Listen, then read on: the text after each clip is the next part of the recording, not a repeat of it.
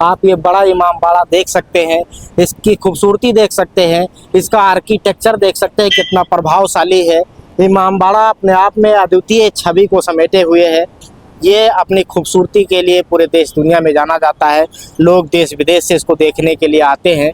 इमामबाड़ा को देख करके आप अनुमान लगा सकते हैं कि नवाबों का शहर जो लखनऊ है, यहाँ के नवाबों में किस प्रकार से वास्तुकला के प्रति प्रेम था और उन्होंने ऐसे सुंदर वास्तुकलाओं को निर्मित किया और खड़ा किया। आइए जानते हैं कि ये इमामबाड़ा क्यों बनवाया गया था। हमारे सामने देखिए कुछ नमूने बने हुए हैं जो लखनऊ में खास चीज़ें हैं, उन सभी चीज़ों का यहाँ पर जो है नमूना है, उनके बारे में लिखा हुआ है।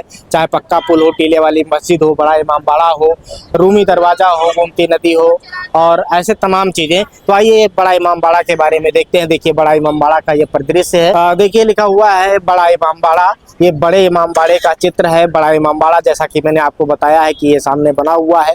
इसके बारे में यहाँ पर कुछ चीज़ें लिखी हुई हैं। आइए हम इसे पढ़ते हैं, समझते हैं, जानते हैं। कहते हैं सूखे से बेहाल लोगों को राहत दिलाने को नवाब आसफउद्दौला ने इस इमामबाड़े को बनवाया था। गरीब गुरबा दिन में इसे बनाते थे और बड़े घरों के लोग रात में इसे तोड़ने का काम करते थे ताकि रोजी रोटी मिलने का सिलसिला चलता रहे। सोचिए, गरीब लोग जब इस इमामबाड़े को बनाते थे तो अमीर लोग, बड़े लोग इसको गिरा देते थे। और गिराते इसलिए थे, कोई ईर्ष्या से नहीं गिराते थे, इसलिए गिराते थे कि लोग जो है फिर से दूसरे दिन काम पा सके, काम कर सके और उनका जीविकोपार्जन हो पाए। ये अपने आप में बड़ी बात है। और देखिए लिखा हुआ है ताकि रोजी रोटी मिलने का सिलसिला चलता रहे। बिना किसी लोहे लकड़ी की धन्नी या खंभे के इतनी बड़ी इमारत आज से बहुत समय पहले बनाई गई थी। 1784 से आज तक उसी साल में खड़ी हुई है। यानी 1784 ईस्वी में ये इमारत बनी थी। 17वीं शताब्दी में बनी ये इमारत वास्तुकला का ये सुंदर नमूना आज भी अपनी खूबसूरती को समेटे हुए है। आज भी अपनी खूबसूरती के लिए, अपनी छटा के लिए पूरी दुनिया में जाना जाता है। देश विदेश से लोग यहाँ पर घूमने के लिए आते हैं और इसकी तारीफ करते हैं। ये बहुत ही अद्वितीय संरचना अपने लखनऊ की है। लखनऊ नवाबों का शहर अपने आप में बहुत ही सुंदर और खूबसूरत है। आप भी जब कभी लखनऊ आएँ तो इन स्थानों पर घूमने के लिए ज़रूर आएँ। वास्तव में आपको मज़ा आ जाएगा।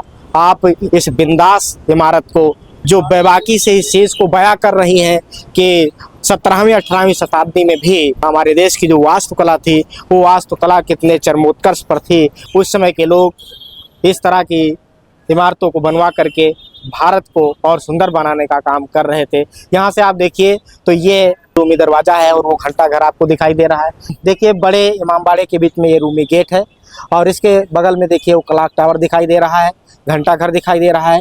उसके बाद में एक छोटा रूमी दरवाज़ा है, फिर उसके बाद में छोटा इमामबाड़ा है। यानी बड़ा इमामबाड़ा, छोटा इमामबाड़ा, रूमी दरवाज़ा, घंटा घर, ये सब यहाँ के पर्यटक स्थल हैं, दर्शनीय स्थल हैं। आप जब कभी लखनऊ आएँ तो ऐसे स्थानों पर घूमने के लिए ज़रूर आएँ। मैं यहाँ पर आया था, मुझे बहुत अच्छा लगा। बहुत अच्छा परिदृश्य है, नायाब तस्वीर है, नायाब आर्किटेक्चर है, नायाब वास्तुकला है। यदि हम बात करें, ये जो क्लॉक टावर है, ये है टावर लेफ्टिनेंट जॉर्ज कूपर के आगमन पर बनाया गया था। आप यहाँ की तस्वीर को देख सकते हैं, कितना सुंदर नमूना है। लखनऊ पूरे दुनिया में जाना जाता है। लखनऊ की आबो हवा पूरे दुनिया में मशहूर है। लखनऊ तहजीबों के लिए जाना जाता है। गंगा जमुनी तहजीब हमारे लखनऊ की शान है। यहाँ पर हिंदू मुस्लिम एक साथ में रहते हैं, प्रेम और सद्भाव के साथ में। आप देख सकते हैं यहाँ की जो संरचना है, इस संरचना से ये पता चलता है कि वास्तव में लखनऊ की जो विरासत है, लखनऊ की जो धरोहर है, ये अपने आप में अद्वितीय है। पूरे दुनिया में ये प्रसिद्ध है और दूर दूर से यहाँ लोग देखने के लिए इसे आते हैं। ये पर्यटक स्थल के रूप में माना जाता है। विदेश से लोग भी यहाँ पर घूमने के लिए आते हैं। तो मैंने आपको बताया कि ये जो क्लॉक टावर है, ये कितना सुंदर बनाया गया है। ये वास्तुकला की ये जो अमिट छाप है, ये आर्किटेक्चर वास्तव में अपने आप में बहुत ही खूबसूरत है।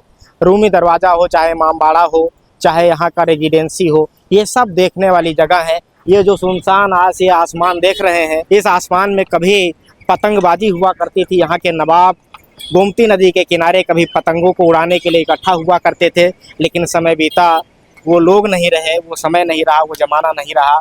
लोगों के पास समय का अभाव हो गया और आज व्यक्ति अपने आप में व्यस्त हैं। और जो हमारे पुराने मनोरंजन के साधन थे, वो भी विलुप्त होते गए। तो इस वीडियो में बस इतना ही। मिलते हैं और एक नई वीडियो में एक नई जानकारी के साथ। तब तक के लिए लेते हैं आपसे विदा। नमस्कार।